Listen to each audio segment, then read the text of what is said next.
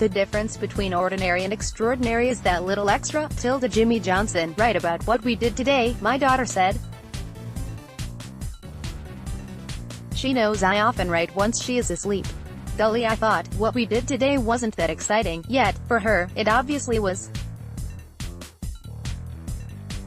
She gets lost in her experiences, deeply entrenched in the realms of her imagination that continue to weave each experience she is having. From my perspective, I took the kids and their friends to a nature reserve so they could get muddy and play.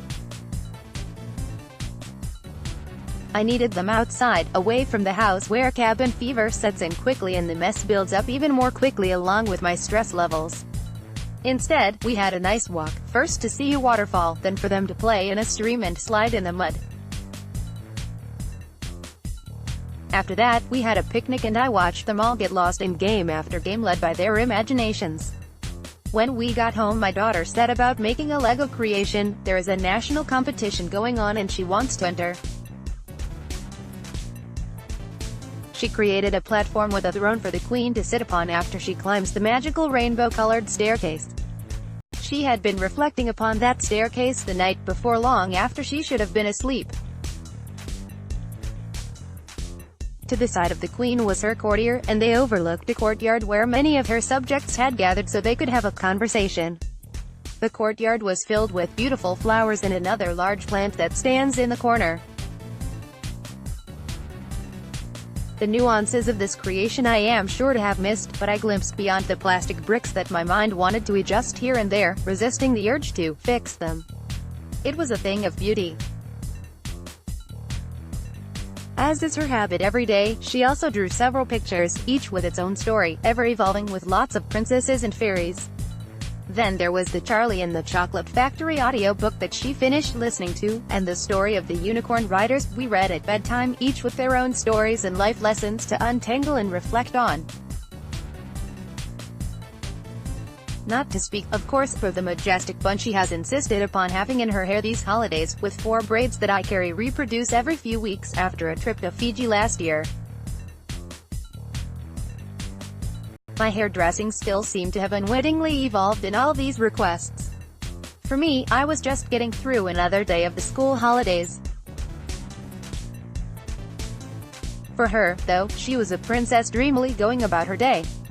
After the kids were asleep, I pulled out the journal I keep to record all the things to be grateful for, or that were uplifting. Here's the sad effort I wrote. The sun shining through the leaves of the reserve warmed my soul. That was it, other than noting with thanks that my partner had gone to work all day long to provide us with money. Yet when I've sat down to fill my cup with a little writing, another voice speaks from within. One that sees much more in the day than I obviously had at first glance. It sees the extra in the ordinary. When my daughter said to me a few days ago, "It seems like I'll have more fun when I'm young than when I'm old," Mum, I understood why she thought that, but it also made me a bit sad.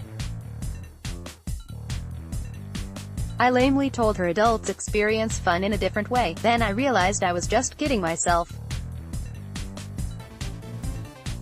While that in itself is true, I knew there was no kidding the kids. They know when you are having fun or not. It's time for an attitude shift. Sure, when I took the kids to the pools the other day, I did it to get it over with, since they have been nagging me for months to go. It's an indoor pool, noisy, busy, and it stinks of chlorine. When I was a kid, I would have loved it too. Even as an adult, if I had peace to swim in the large pool, it could be enjoyable. But being responsible for the lives of 2 little kids who are not yet able to swim properly yet go hurtling into the depths when the wave machine comes on, and in separate directions, it's not so relaxing. Today, however, was more relaxing. No chlorine smell, only the smell of freshly cut grass. No loud echoing background noise, just the sound of kids laughing and playing. Come to think of it, we passed a really tall tree with fruits scattered all over the ground underneath. They looked like lemons. Except this tree was about 20 meters tall, so it was a bit of a mystery to me, and it was quite nice just to notice it and wonder what it was. It was also quite lovely to see the various dogs going past with their owners, clearly loving being out running around just as much as the kids were. After our picnic I even joined in the fun by doing a pretend tap dance while all the kids sat on a bench watching and giggling. When we got back to the house, the kids had all enjoyed their time in the fresh air and sat quietly drawing while I was able to hose down the clothes caked in mud. I have to admit to some satisfaction in seeing the colors of those clothes emerge again from the mud-brown gray they had turned. I enjoyed listening to Charlie and the Chocolate Factory as much as the kids did, and it was interesting to connect the dots on a recurring dream I used to have anytime my life got a bit out of control, about the lift that went sideward and upside down. And when I came to read them their bedtime story, the Unicorn Riders pulled me into their mythical world and left me on a cliffhanger as it was time to turn out the lights. Now, here I am, sitting contentedly tapping away on the keyboard. My cat is curled up next to me, purring away. I am now reflecting on what a joy it is to have these kids that I waited for so long to come.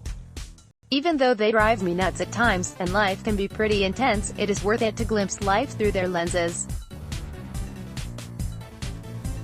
I've also just realized that my long-awaited new pillow arrived today, contoured to cater for exactly the way I sleep. This is not just great news, it is sheer bliss. How could I have left this and all these other snippets out my journal?